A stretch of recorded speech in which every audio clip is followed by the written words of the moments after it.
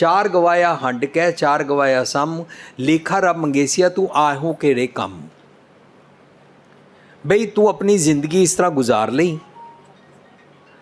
पर तू अपनी टाइम मैनेजमेंट नहीं कर रहा कि मैं किस काम आया हाँ। तू अपने आप को कोई मनोरथ नहीं दिता होया। जे असी मनोरथ ना देईए तो उन्होंने कहते हैं आवन है इस सृष्टि में बिन बूझे पशु ढोर। तो असी पशुआं वांगियां, क्योंकि पशुआं नूं खाना पीना हसना सोना हुंदा है। पशुआं नूं कोई ताल्लुक नहीं है, पशुआं दा कोई एम नहीं हुंदा।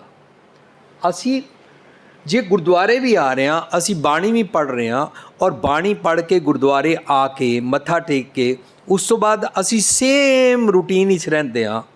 साध संगत जी, जो सेम रूटीन ही रहिए, साडा थॉट प्रोसैस रोज़ नवा ना बने, ਤਾਂ ਅਸੀਂ ਇੱਕ ਦਿਨ ਮੋਨੋਟਨਸ ਲਾਈਫ ਅੰਦਰ ਫਸ ਜਾਂਦੇ ਹਾਂ।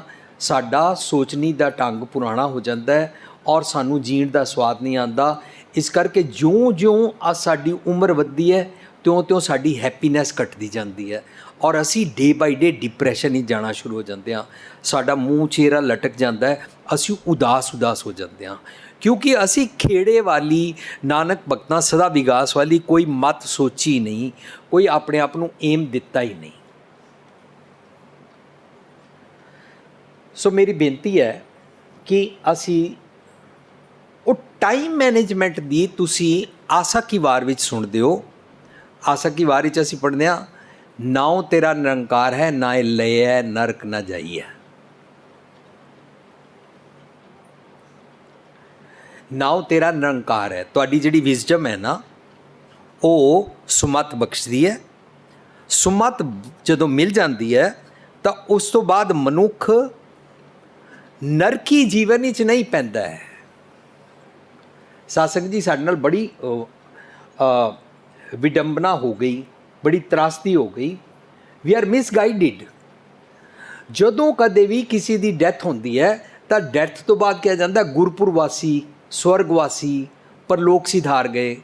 ਕਿਸੇ ਦਾ ਸਾਲਾਨਾ ਪ੍ਰੋਗਰਾਮ ਹੁੰਦਾ ਹੈ, ਉਹਨੂੰ ਕਹਿੰਦੇ ਨੇ ਸਵਰਗਵਾਸੀ। ਐਜ਼ ਇਫ ਕਿ ਮਰਨ ਤੋਂ ਬਾਅਦ ਕੋਈ ਸਵਰਗ ਹੈ, ਐਜ਼ ਇਫ ਕਿ ਮਰਨ ਤੋਂ ਬਾਅਦ ਕੋਈ ਨਰਕ ਹੈ।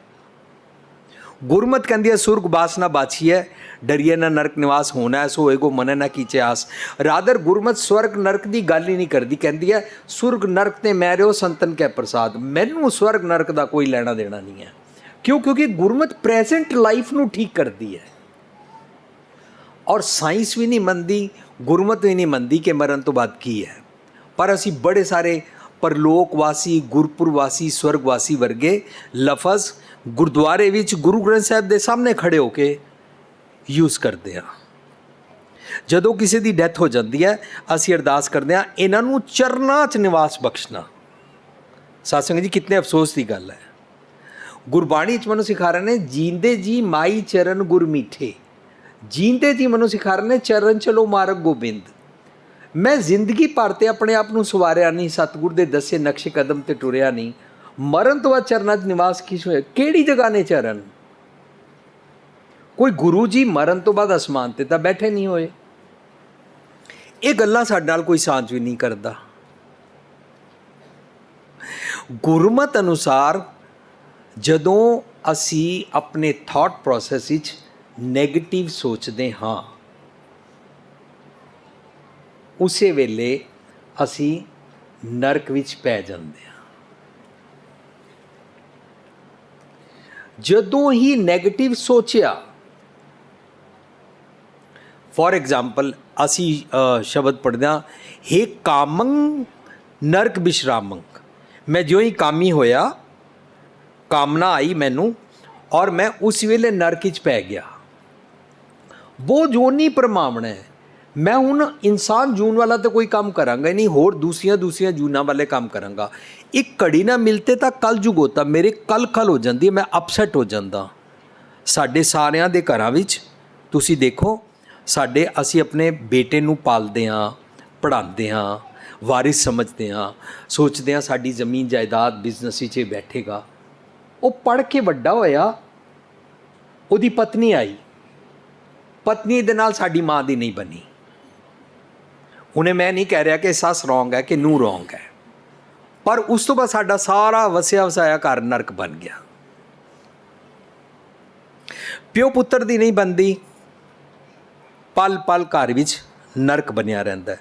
ਸਾਧ ਸੰਗਤ ਜੀ, ਜਦੋਂ ਐਸੇ ਵਾਲੇ ਪ੍ਰੈਜ਼ੈਂਟ ਟੈਂਸ ਵਿੱਚ ਆਪਣੇ ਘਰ ਦੀ ਸਿਚੁਏਸ਼ਨ ਨੂੰ ਸਮਝਦੇ ਹਾਂ, ਆਪਣੇ ਬਿਹੇਵੀਅਰ ਨੂੰ ਸਮਝਦੇ ਹਾਂ, ਉੱਠਦੇ ਹਾਂ ਬੈਠਦੇ ਹਾਂ ਕਿ ਮੈਂ ਕੈਸੇ ਨਰਕ ਵਿੱਚ ਰਹਿੰਦਾ, ਤਾਂ ਅਸੀਂ ਉਸ ਨਰਕ ਨੂੰ ਸਵਾਰਾਂਗੇ ਨਾ। ਸੋ ਐਸਕੇਪ ਕੀ ਹੋ ਗਿਆ, ਸਾਨੂੰ ਮਰਨ ਤੋਂ ਬਾਅਦ ਵਾਲੇ ਨਰਕ ਦੀ ਗੱਲ ਕੀਤੀ ਗਈ। ਸਾਨੂੰ ਜੀਂਦੇ ਜੀ ਆਪਣੇ ਆਪ ਨੂੰ ਕਿਵੇਂ ਸਵਰਗ ਬਣਾਈਦਾ, ਸਵੈ ਵਰਗ, ਆਪਣਾ ਵਰਗ ਕਿਵੇਂ ਬਣਾਈਦਾ ਕਿ ਮੈਂ ਗੁਰੂ ਦੀ ਗੱਲ ਸੁਣੀ ਹੈ ਔਰ ਮੈਂ ਗੁਰੂ ਦੀ ਗੱਲ ਵਰਗਾ ਮਾਹੌਲ ਬਣਾਉਣਾ ਚਾਹੁੰਦਾ, ਉਹਨੂੰ ਸਤਸੰਗ ਕਹਿੰਦੇ ਨੇ। ਔਰ ਉਸ ਸਤਸੰਗੀਆਂ ਨਾਲ ਉੱਠਣਾ ਬੈਠਣਾ ਚਾਹੁੰਦਾ, ਉਹਨੂੰ ਕਹਿੰਦੇ ਨੇ ਆਪਣਾ स्वय वर्ग बनाया और अब हम उसमें सुखी रहते हैं, लेकिन सिर्फ उसी में शेल में बंद होकर सेल्फिश नहीं होते हैं।